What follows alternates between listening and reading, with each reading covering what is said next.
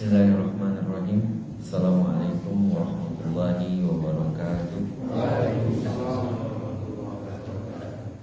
Alhamdulillahi rabbil alamin alladzi an'amana bi ni'matil imani wal islam.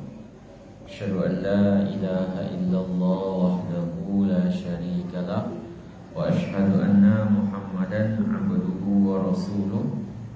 Wassalatu wassalamu ala rasulillah wa ala alihi wa ashabihi wa man tabi'ahu bi ihsanin ila yaumiddin, amma ba'du. Rabbi shrah li sadri wa yassir li amri wa hlul 'uqdatam min lisani yafqahu qawli. Rabbi zidni ilma warzuqni fahma. Bapak-bapak, ibu-ibu sekalian, jamaah salat maghrib Masjid Al-Ikhlas yang dirahmati Allah Subhanahu wa taala. Alhamdulillahirabbil alamin. Di maghrib ini, di malam hari ini, di malam Jumat ini, dan diberikan kemudahan oleh Allah Subhanahu wa taala untuk salat maghrib berjamaah. Kemudian kita lanjutkan pembahasan fikih kita. Di malam hari ini kita membahas tentang ancaman bagi orang yang tidak mau mengeluarkan zakat. Kemarin kita membahas hadis-hadis dan ayat-ayat yang mendorong untuk mengeluarkan zakat. Sekarang ancaman bagi yang tidak mau mengeluarkan zakat. Kemudian salawat dan salam pada Rasulullah Sallallahu Alaihi Wasallam, kepada keluarganya, para sahabatnya, dan para pengikutnya sampai akhir zaman. Sekarang kita lihat Pak, at-tarhib min man'iz zakat, ancaman bagi orang yang tidak mau mengeluarkan zakat atau tidak mengeluarkan zakat. Pertama, firman Allah Subhanahu wa taala ayat 34 dan 35 dijelaskan. Auzubillahi minasyaitonirrajim. Allah Subhanahu wa taala berfirman, "Walladzina yaknizuna adz-dzahaba wal fiddah." Orang-orang yang menyimpan emas dan perak. Menyimpan di sini artinya adalah tidak mengeluarkan kewajiban zakatnya ya Pak ya. Jadi al-kanzu itu diartikan oleh para ulama harta yang tidak dikeluarkan zakatnya. Jadi orang-orang yang tidak menunaikan, alladzina yaknizuna adz-dzahaba wal fiddah, menyimpan emas dan perak, wala yunfikunaha fi sabilillah, kemudian tidak menginfakkannya di jalan Allah Subhanahu wa taala, fabasyirhum bi'azabin alim, maka kabarilah mereka dengan azab yang pedih ya.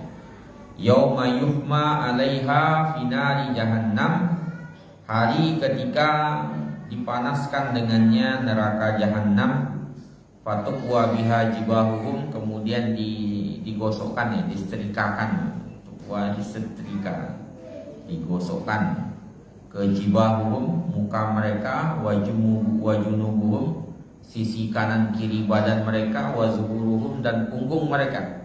Nanti akan ada hadis yang menguatkan itu. Itu disetrikakan badannya, api jahannam itu, batu dari api jahannam. Hadza ma kanaztum li anfusikum, ini dahulu yang kalian simpan untuk diri kalian sendiri. Fazuku ma kuntum taknizun, sekarang rasakan apa yang dahulu kalian tidak mau mengeluarkan zakatnya, yang kalian simpan tapi nggak dikeluarkan zakatnya. Itu ya. Itu ayat pertama. Jadi orang-orang yang menyimpan emas dan perak, kemudian tidak mengeluarkan kewajiban zakatnya, tidak ada infaknya di jalan Allah Ta'ala, maka mendapatkan azab yang pedih. Azab yang pedih itu apa? Ketika di neraka jahanam disetrikakan ke jidat mereka, kepala mereka itu, sisi kanan kiri badan mereka, kemudian punggung mereka, kemudian dikatakan inilah dahulu yang kalian simpan, rasakan apa yang fazuku ma kuntum taknizun, rasakan apa yang dahulu kalian simpan itu. Kemudian surat Ali Imran 180 Pak ya. Wala yahsabanna alladziina yabkhuluna, jangan orang-orang yang bakhil ya, dengan apa yang Allah berikan kepada mereka min fadlihi. Janganlah orang-orang yang bakhil dengan karunia rezeki yang Allah berikan kepadanya menduga. Jadi janganlah menduga orang yang Allah berikan rezeki kepada mereka ya, mereka bakhil kemudian mereka menyangka itu baik bagi mereka. Huwa khairal lahum bal huwa syarrul lahum, bahkan sifat bakhilnya itu adalah syarrul lahum, buruk bagi mereka. Jadi jangan dikira bakhilnya kita terhadap harta yang banyak itu baik gitu ya. Kita menyangka uangnya semakin banyak, semakin bertumpuk, kemudian gak ada pertanggungjawaban, enggak gitu. Bal huwa syarrul lahum, bahkan yang kita tahan-tahan itu, yang gak mau kita tunaikan zakatnya itu ya buruk bagi kita sebenarnya. Syarrul lahum. Sayutawwaquna, akan digantungkan di leher mereka ma bakhilu bihi yaumal qiyamah, apa yang mereka bakhilkan itu pada hari kiamat. Jadi apa yang kita simpan-simpan itu Pak, yang kita nggak tunaikan zakatnya itu akan dikalungkan kepada kita di hari kiamat ya. Jadi jangan kita menduga ketika kita bakhil itu ya kebaikan buat kita. Jadi ada bakhil itu batasnya apa Pak? Batasnya itu kalau sudah ada kewajiban zakatnya terus nggak dikeluarkan, itu bakhilnya di situ maksudnya. Ya, bakhilnya di situ. Jadi bakhilnya ada kewajiban zakat nggak dikeluarkan. Sama dengan al-kanzu tadi, yaknizuna zahab yang menyimpan emas dan perak dan mengeluarkan zakatnya, itu yang sudah mencapai nisab dan haul kemudian nggak dikeluarkan zakatnya, itu namanya al-kanzu. Al-kanzu artinya adalah menahan harta yang seharusnya kita keluarkan.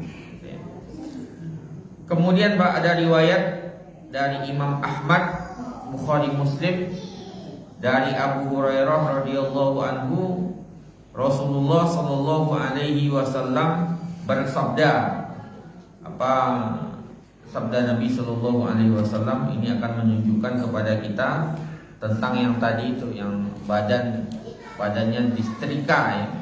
Badannya disetrika di neraka jahanam. Diriwayat dari Abu Hurairah radhiyallahu anhu. Ya. Rasulullah sallallahu alaihi wasallam mengatakan, "Ma min sahibi kanzin", tidaklah seseorang menyimpan hartanya emas dan perak kemudian tidak mengeluarkan zakatnya. Itu namanya sahibu kanzin. Ya. Menyimpan emas dan perak kemudian la yu'addi zakatahu, tidak mengeluarkan zakatnya, illa uhmiya alaihi finari jahannam, kecuali akan dipanaskan baginya di neraka jahanam. Faj'al safaih, kemudian dijadikan beberapa lembar. Dalam beberapa riwayat lembar itu adalah lembar batu panas. Fatuqwa biha junubahu, janbahu, kemudian akan disetrikakan kepadanya dua sisi badannya. Jadi dari batu yang panas dari neraka jahanam itu, yang dijadikan beberapa batu yang pipih ya. Dalam riwayat itu batu yang dipipihkan, dipanaskan di api neraka. Kemudian fatuqwa biha janbahu, kemudian dua sisi badannya disetrika, ya, kiri kanan disetrika dengan itu.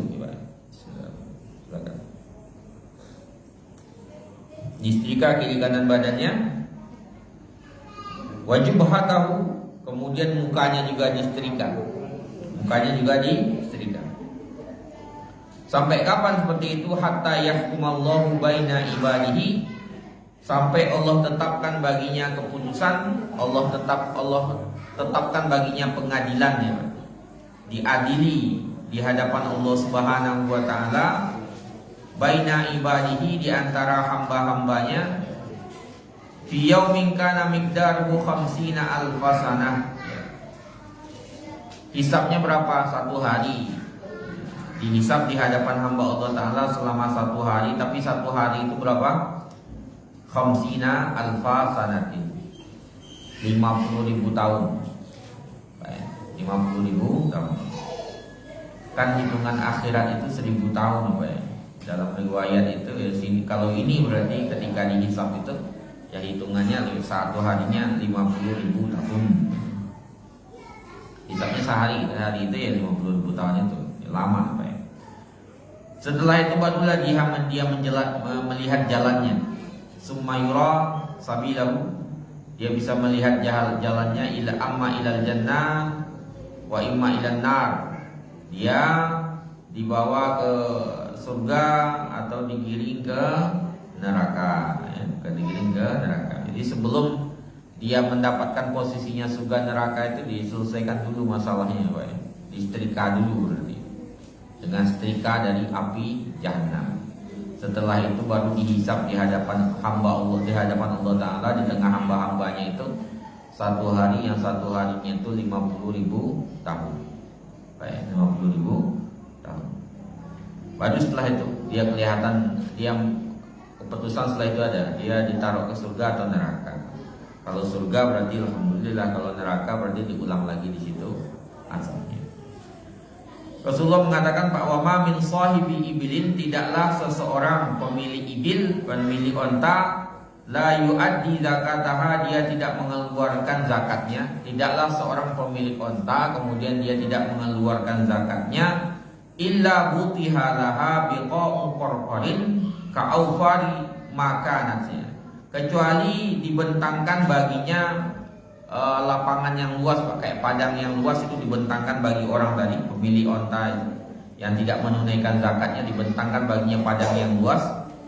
Kemudian tustannu alaihi, kemudian dia diinjak-injak sama ontanya itu. Di orang yang pemilik onta sudah cukup haul dan nisabnya, kemudian dia nggak mau mengeluarkan zakatnya. Dalam hadis sahih Bukhari Muslim, Pak, dengan Ahmad ini, berarti nanti dibentangkan baginya padang yang luas. Kemudian onta tadi menginjak-injak dirinya, menginjak-injak kepalanya, menginjak-injak badannya. Kullama madu alaihi ukhraha, setiap kali selesai ya diulang lagi dari awal. Raddat alaihi ulaha, selesai onta terakhir balik lagi. Seperti itu terus, Pak, sampai selesai. Sampai kapan Allah Ta'ala yang tahu ya, sampai kapan Allah Ta'ala yang menentukan. Itu orang yang tidak membayarkan ontanya, adalah kewajiban zakatnya. Hatta yahkumallahu baina ibadi, sampai Allah menetapkan hukum di antara hambanya. Fi yaumin kana miqdaruhu 50 alfatana, tadi dihisab 50.000 tahun. Jadi sebelum dihisab itu dihukum dulu gitu. Nah, orang-orang yang jelas-jelas tidak mau mengeluarkan zakatnya. Summa yara sabilahu, kemudian dia akan melihat jalannya, imma ilal jannah wa imma ilan nar, bisa jadi ke surga, bisa jadi ke neraka. Wa ma min sahibi ghanamin, tidaklah seorang pemilik domba, la yuaddi zakataha, tidak menunaikan zakatnya padahal sudah cukup haul dan nisabnya, illa butiha lahu biqa'u qarqarin ka'ufari makanat, kecuali dibentangkan juga baginya sebuah lapangan yang luas. Fatata'uhu bi'azlafiha, kemudian domba-domba tadi menginjak-injaknya dengan kuku-kukunya. Wa tanhatuhu wa tanqahu biquruniha, kemudian ditanduk dengan tanduk-tanduknya. Coba ya. Laisa fiha aqsa wala jalja, tidak ada di situ aqsa. Aqsa itu adalah patah kedua tanduknya, jadi semuanya bertanduk. Wala jalja, jalja itu adalah yang tidak ada tanduknya sama sekali, jadi semuanya bertanduk domba dari kiamat itu, Pak. Kullama madu alaihi ukhraha raddat alaihi ulaha, setiap kali selesai balik lagi dari awal. Itu para pemilik domba yang tidak mengeluarkan zakatnya, sampai Allah menetapkan hukumnya di 1 hari yang kadarnya adalah 50.000 tahun dari apa yang kalian hitung. Dari hitungan kita itu 50.000 tahun, Pak. Ini lama ya. Jadi hari yang akan kita lalui, Pak, setelah kita dibangkitkan itu lebih lama daripada hari yang kita lalui di dunia ini. Coba ya, lebih lama dari hari. Kita paling melalui hari berapa ya? 60, 70 tahun. Nah itu akan kita lalui lama daripada itu. Satu kali hisab aja khamsina alfasanah, 50.000 tahun dari hitungan kita. Setelah itu barulah dia melihat jalannya, saya jadi ke surga, imma ilal jannah wa imma ilan nar.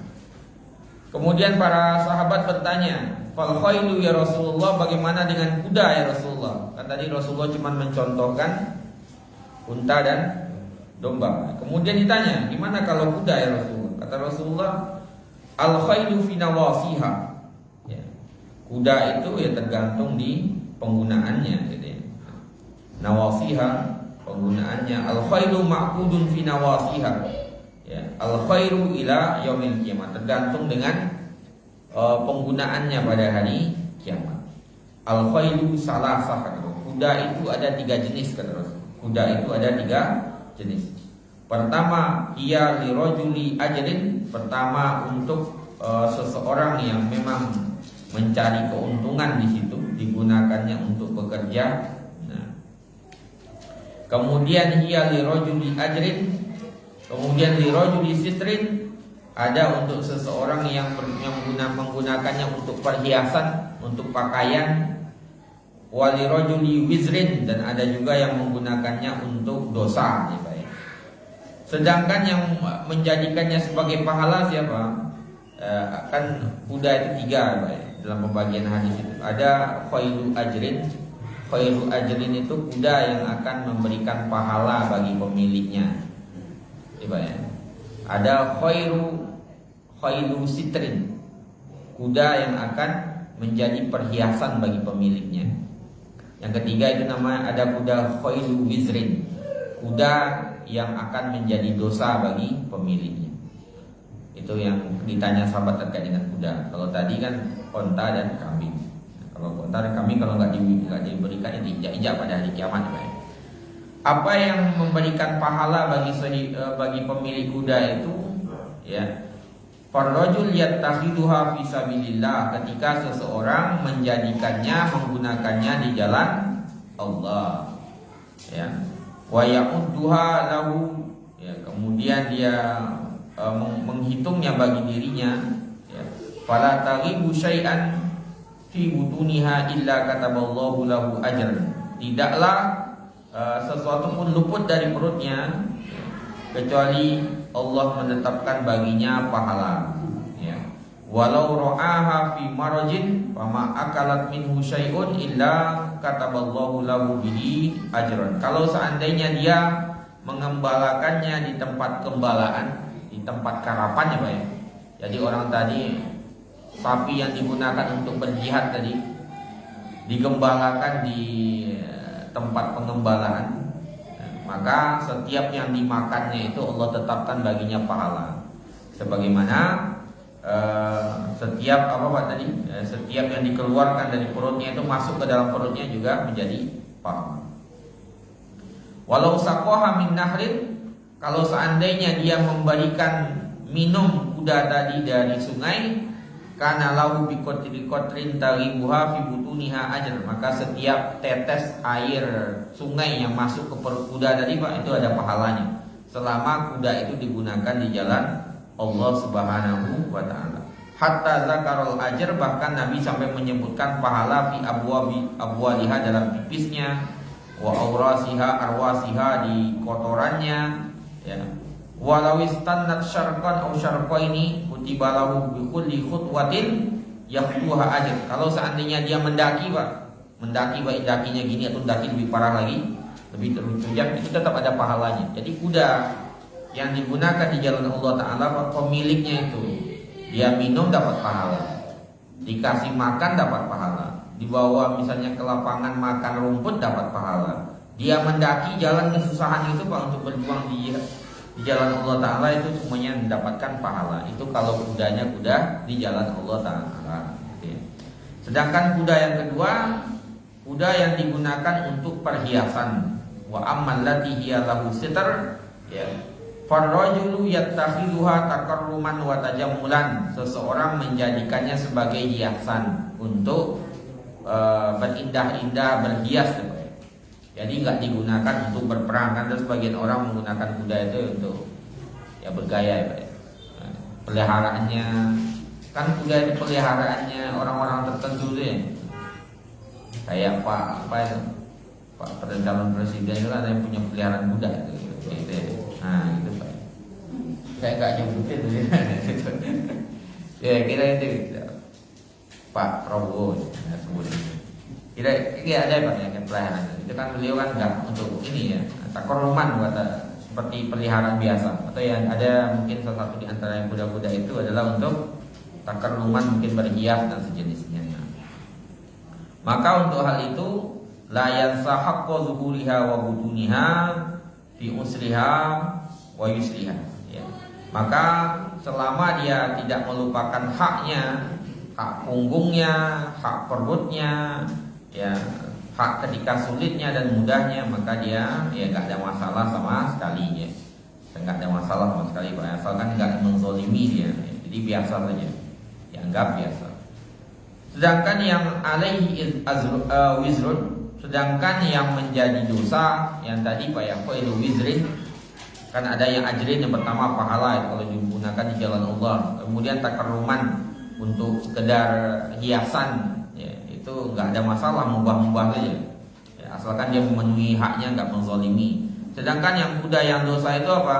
Falladhi yattakhiduha asyarran wa bitran wa bataran, yang menjadikannya untuk bermewah-mewahan ya, menyombongkan diri ya Pak ya, ria bazakhan wa ria'an nasi, untuk kelihatan hebat di hadapan orang pakai kuda mewah gitu kira-kira ya, atau intinya menunjukkan kemewahan.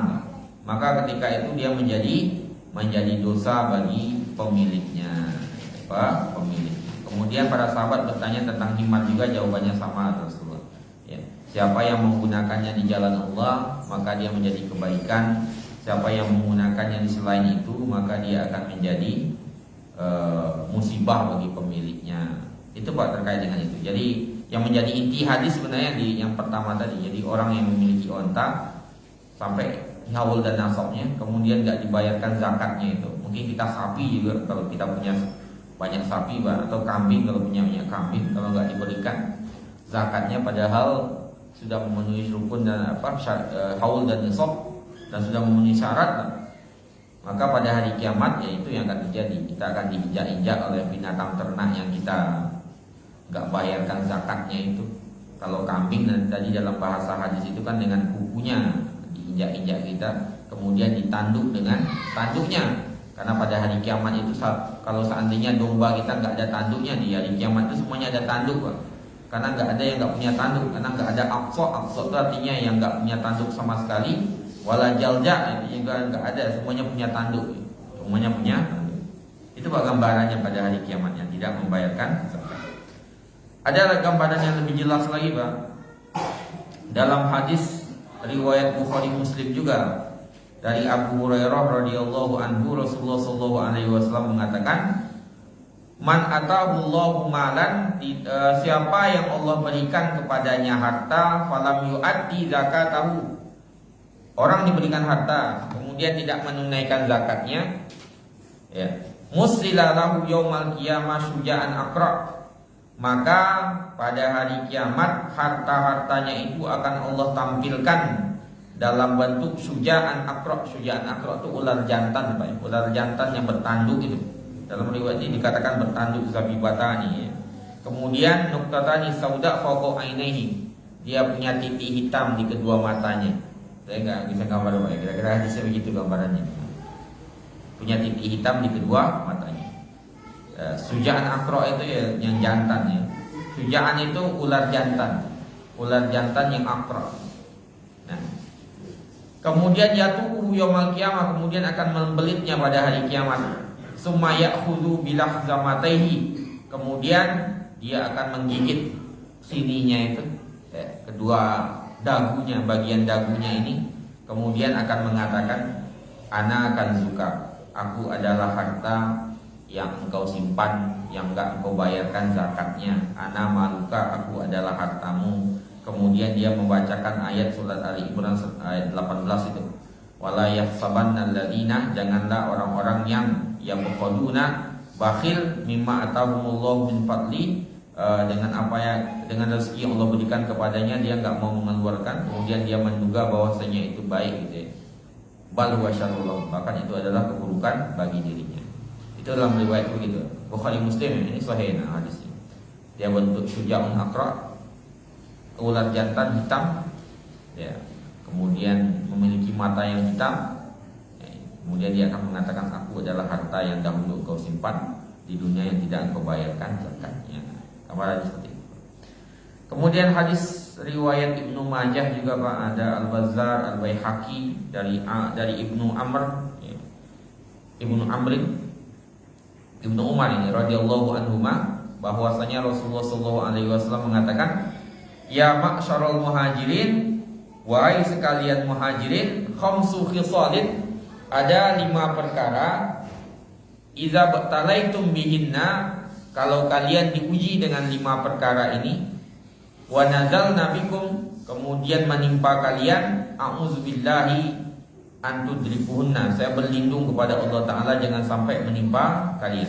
Nah, apa 5 hal itu Pak yang diwanti-wanti oleh Rasulullah? Pertama, lam tazhar al-fahishatu, tidaklah tampak nyata perzinahan fi qaumin qat, tidaklah tampak nyata suatu perzinahan di suatu kaum, hatta yu'linu biha, sampai mereka melakukannya secara terang-terangan, illa fasha fihimul auja, kecuali akan tampak tersebar di tengah-tengah mereka kelaparan, lam takun fi aslafihim, yang tidak pernah dialami oleh orang-orang sebelum mereka ya.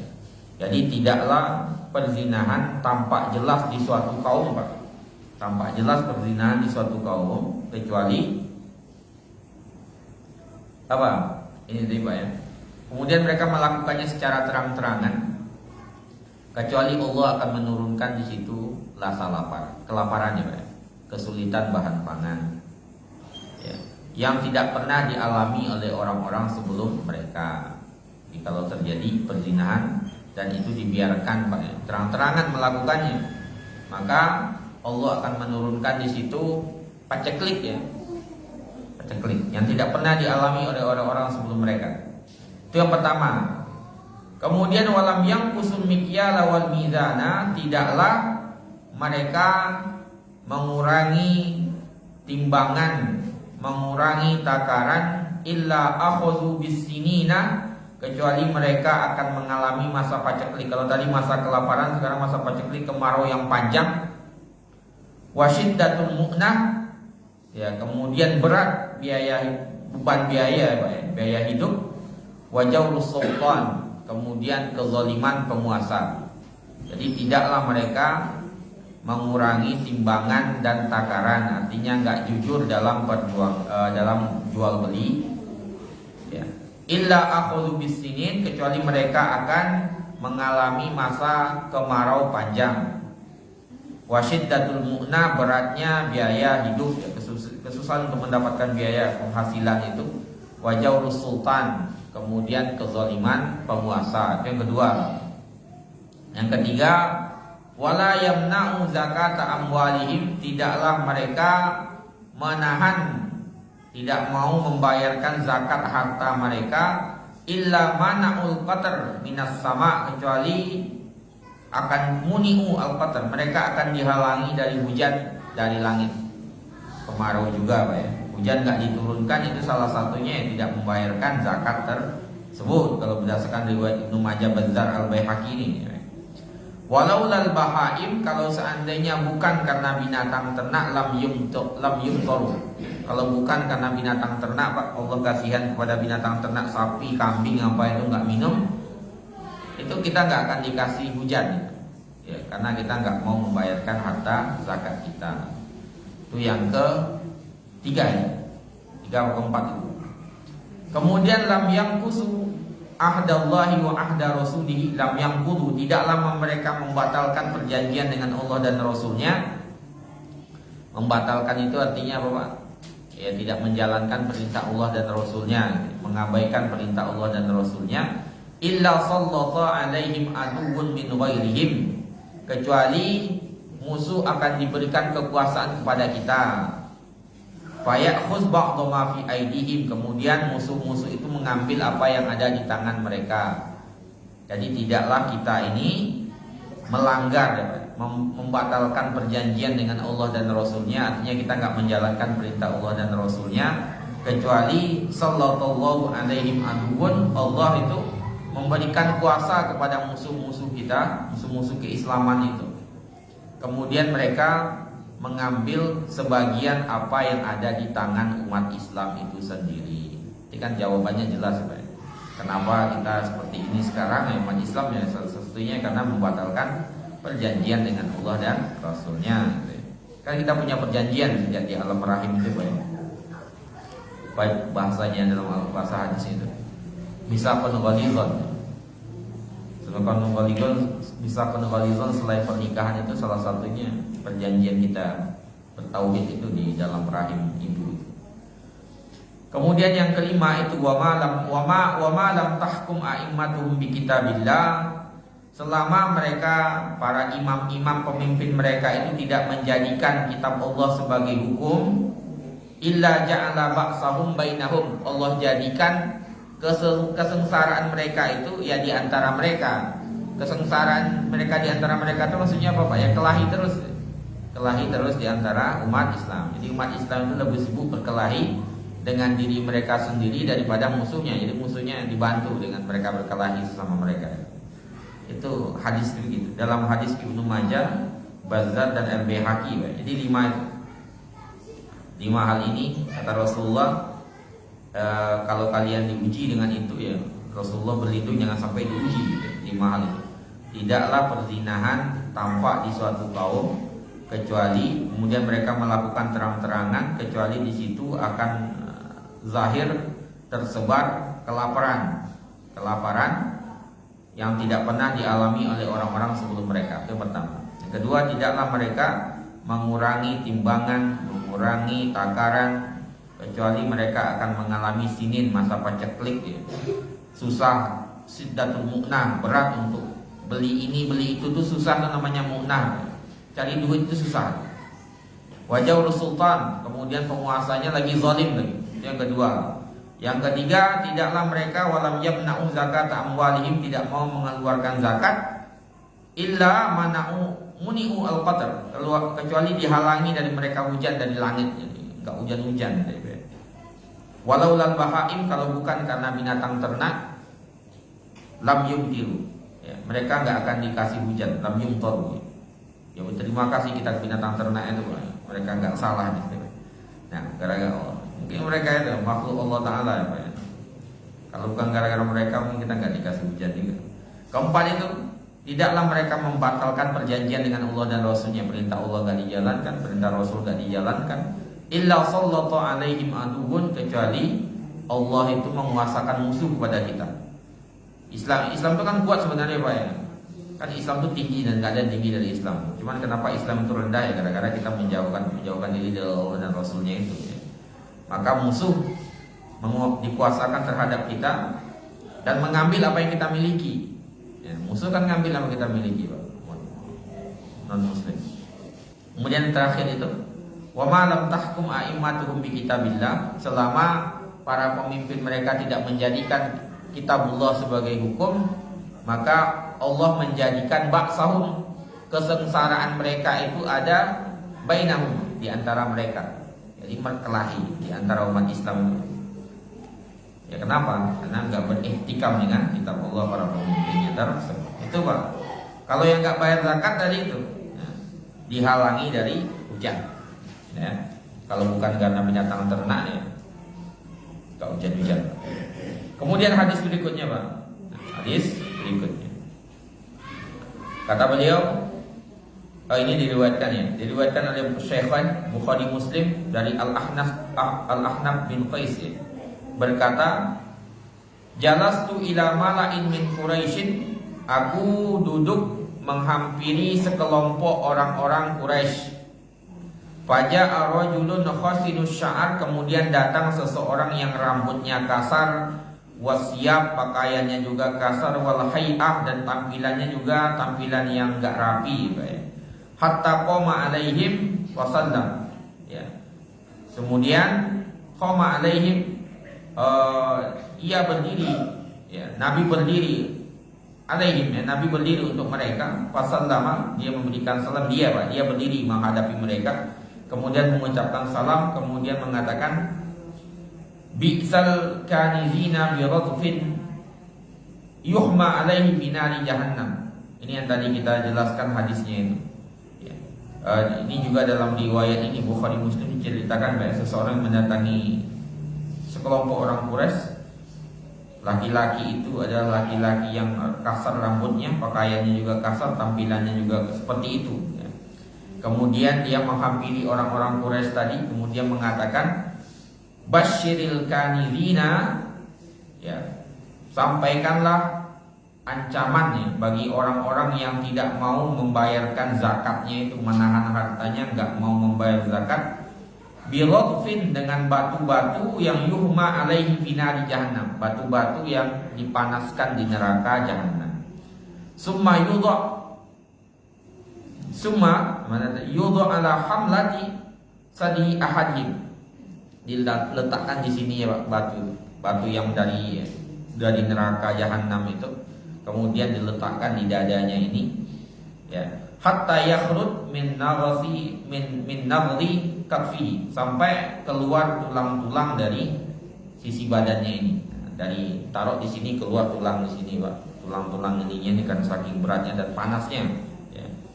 Wa yudhu ala naghdhi kanfihi, kemudian diletakkan juga di sini batu itu, hatta yakhrud min halmati sadihi, ya, sadiyah fayatazalzal. Kemudian diletakkan juga batu itu di sini, kemudian hampir keluar tulang dari bagian dadanya ini, kemudian dia meronta-ronta karena saking berat dan sakitnya.